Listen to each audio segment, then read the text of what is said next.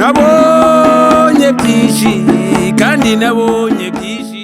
Kaze neza ku Ijwi Rishya TV ivugira muri Australia kuri channel ya YouTube. Nge muri kumwe ni Mugenzi Paiko.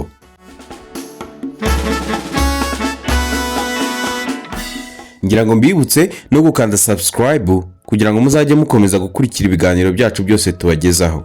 Ikindi murakaza neza muri Saint George. Nizere ko mwarangije kubona neza icy'ingenzi kigiye kuvugwaho cyubakiye ku kwitangira abantu no kubafasha. Aho amaboko ahurizwa hamwe mu butabazi hagamijwe kubaka ejo hazaza heza habagana ahano. Australia Humanity in Action Network Organization iherereye Balloonshire n'utundi duce tuhakikije. Ni umuryango wihariye wiyemeje gushyigikira no kwita ku bakeneye ubufasha. Uyu ni umuryango washinzwe n'umugabo witwa Emmanuel Karekezi w'umunyarwanda mu mwaka wa 2020. Ahano yavutse kubw'umuhate ukomeye mu guteza imbere imibereho myiza y'abashesha kanguhe n'abamugaye.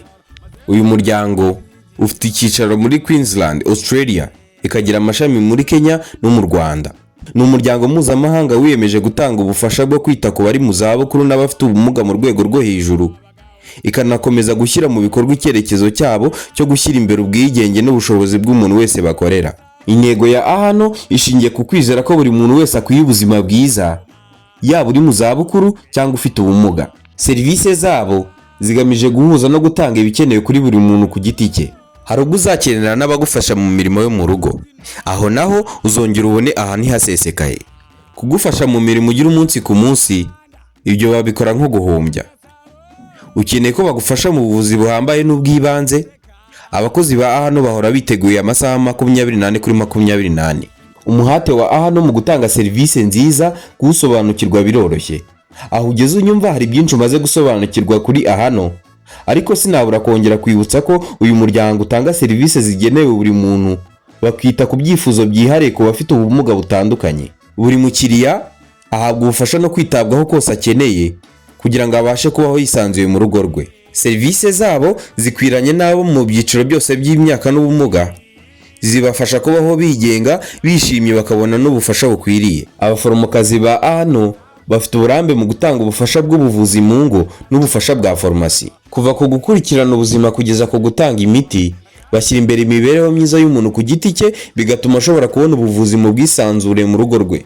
Ahano yemera ko ubuzima bwiza bugomba kuba bushingiye ku byishimo, kubana n'abandi no kwiteza imbere. Ubufasha mu ngendo no mu mibanire nabyo ni iby'ingenzi mu buryo Ahano itegura ubufasha bwayo. Ku bakiriya bakeneye ubufasha mu mirimo yo mu buzima bwa buri munsi, kugera kwa muganga cyangwa gukora ingendo zinyuranye, ikipe ya Ahano ifite uburambe mu gutanga ubwo bufasha bwizewe kandi butangwa mu buryo butekanye. Binyuze muri izo serivisi, nizere ko mwumvise ko Ahano ari iyanyu mwese.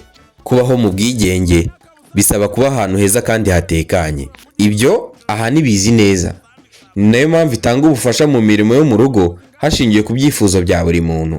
Ikipe y'abakozi ba Ahano ifasha mu mirimo yo gukoropa, kumesa, guteka n'indi mirimo yo mu rugo, bityo bikagabanya umutwaro mu buzima bwa buri munsi ndetse ukanaruhuka. Birashoboka ko nawe wumvise wakifatanya na Ahano ibyo bikorwa byiza. Birashoboka ko nawe isi ushaka kumenya uburyo byaba bimeze ari Ahano iguhaye serivisi. Ahano iri hano kugira ngo ibafashe bahe serivisi yose mushaka ku gihe. Kugira ngo usobanukirwe byinshi bijyanye n'ibyo bashobora kugufasha, uhereye none hamagara izi nimero. Biranashoboka ko ushaka gusobanukirwa byimbitse ibikorwa bya Ahano, sura urubuga www.ahano.org. Hagati aho nagira ngo mbibutse neza ko ukeneye serivisi zo gukorerwa website, wagana The Detonators International. Mukomeze kuryoherwa n'ibiganiro Ijwi Rishya TV bagezaho. Mwari kumwe na Mugenzi Paiko hano muri Australia, aho mudukurikiranira kuri channel ya YouTube. Mugubwe neza na hejo.